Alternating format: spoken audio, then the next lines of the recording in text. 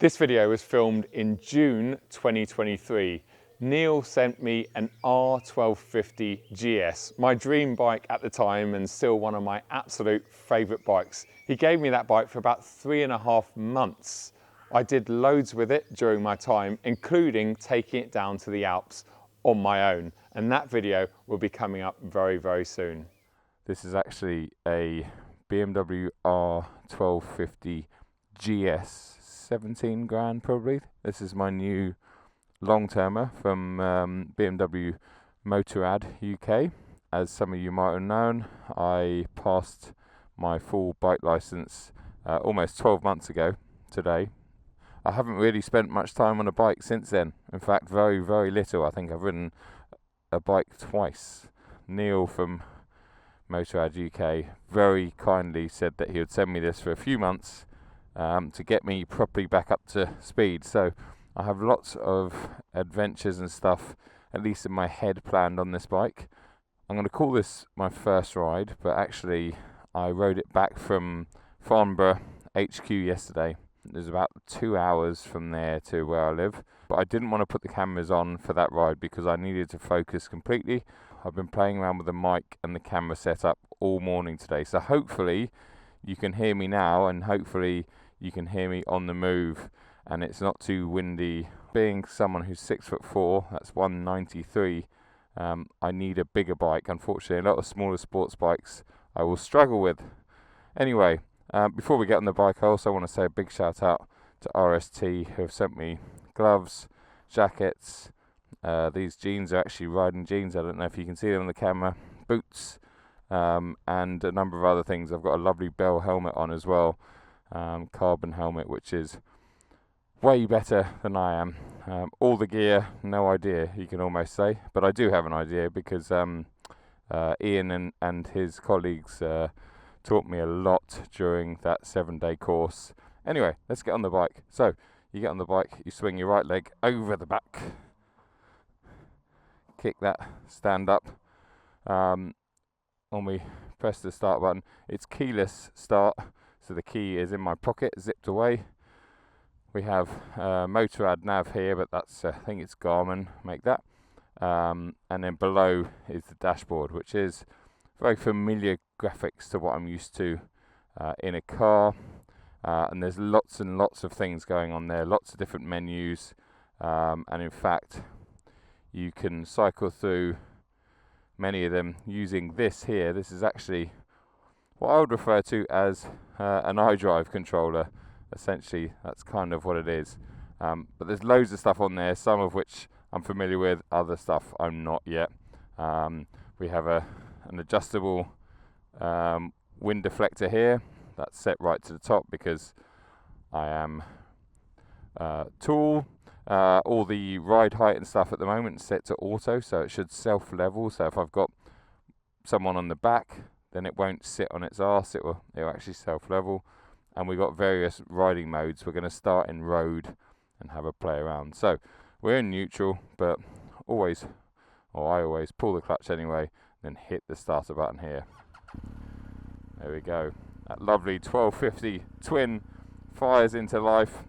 We're looking at about 136 horsepower or something. Plenty of power, considering this weighs about 250 kilos. 350 with me on it. That's still a massive power to weight ratio. Right, so then we put left foot down into first gear, right foot on the brake, and the clutch is on the left here, and we just feed the clutch out, a bit of accelerator, and off we go. Checking over our shoulder. That's one thing that you need to do on a bike for sure. Positioning ourselves at the junction in the direction that we want to go. This is quite a busy junction, so we might be waiting a few minutes. I reckon we can go out now. Okay, here we go.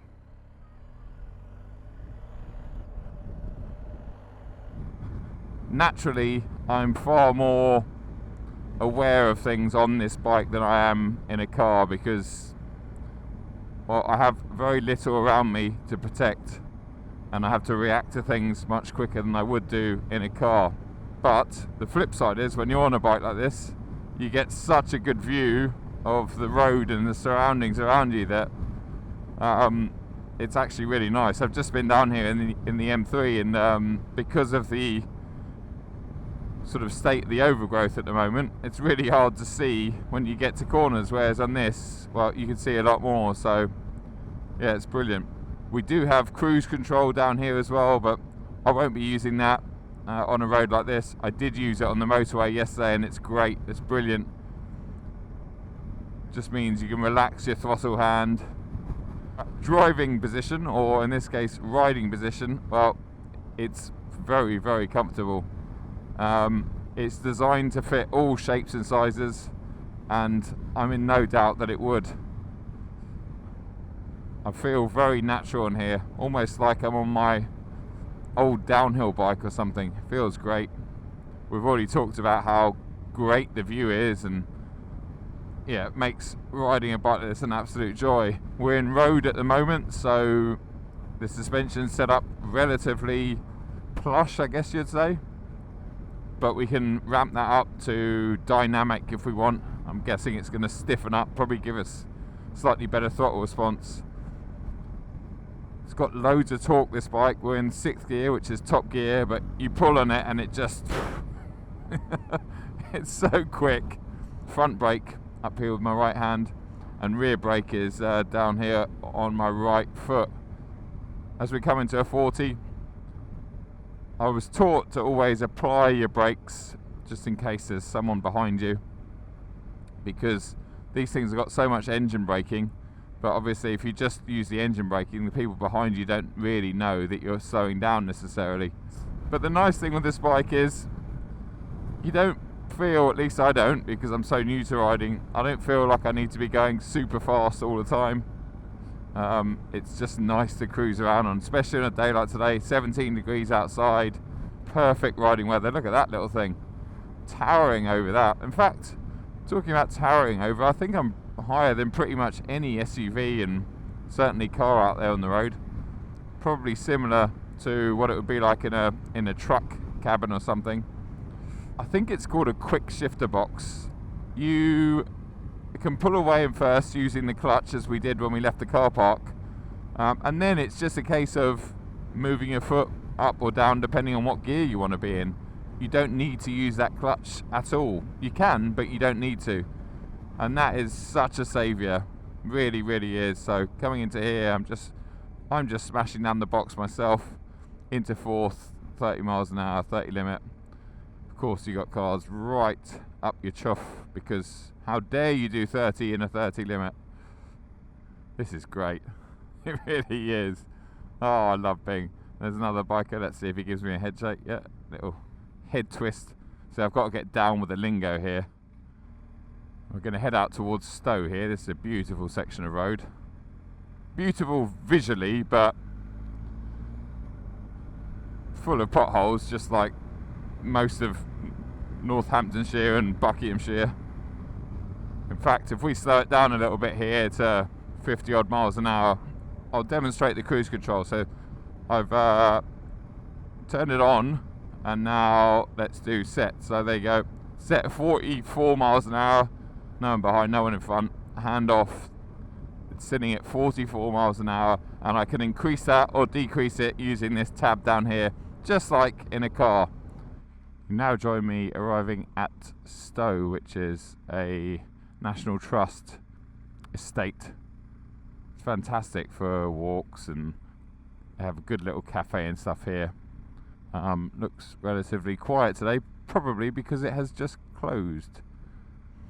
You can dehydrate yourself very quickly on the bike, and as you can imagine, it's very hard to fix that situation once you're out and about and you're on the move. I think the worst thing you could do is go out for a ride and then figure out you're thirsty sort of 10 minutes in, because it's a big faff. There's a lot of faffing on bikes, especially when you're trying to film a YouTube video. Yeah, 2nd gear is definitely better than neutral. Right, we'll go right here. So again, I can see left there for miles, but nothing on the right. In fact, there's a car coming, so I've lined myself up best as possible.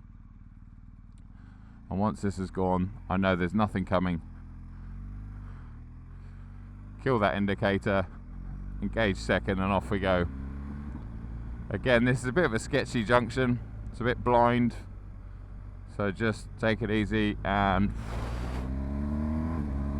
oh wow. I mean, for experienced motorcyclists like my good friend Chris Baron von Grumble, in fact a massive shout out to him, because he was one of the big inspirations behind me getting my bike license.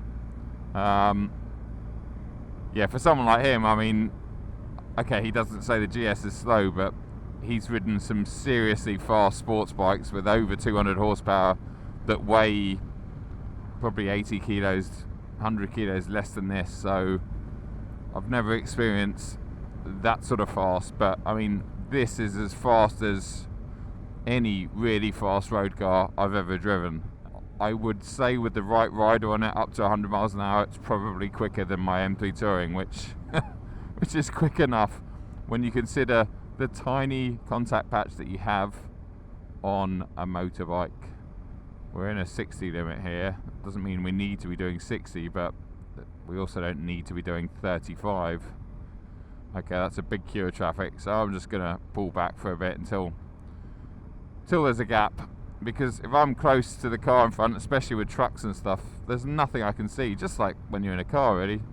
Well, we're approaching Silverstone now. You can see the footbridge above there, and in fact you can see some of the grandstands just in front of us behind those hedges. Again, stuff you just wouldn't necessarily see in the car. 60 limit. This is a nice bit of road actually, these roundabouts. Once again, there are some big potholes around, so you just got to be careful. All of these industrial estates that are left here are full of very expensive things. Lots of race teams, Lotus, KTM are in there. Fantastic. Right, this time I'm going to come around here.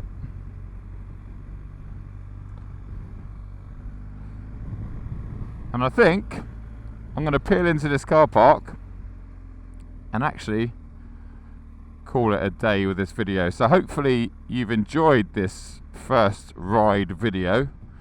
That has been me and my first ride on the fabulous R1250 GS. What a piece of kit. What a fantastic bike. Thanks so much to BMW Motorrad UK. Thanks so much to Neil. Massive thanks once again to my good friend Chris, or Baron von Grumble, 44 Teeth. And a huge thanks to RST for supporting me with lots of lovely gear, which is necessary and essential on a motorbike. Till the next one, guys, take it easy. See if you can see my eyes and face through here. I don't know if you can. Goodbye.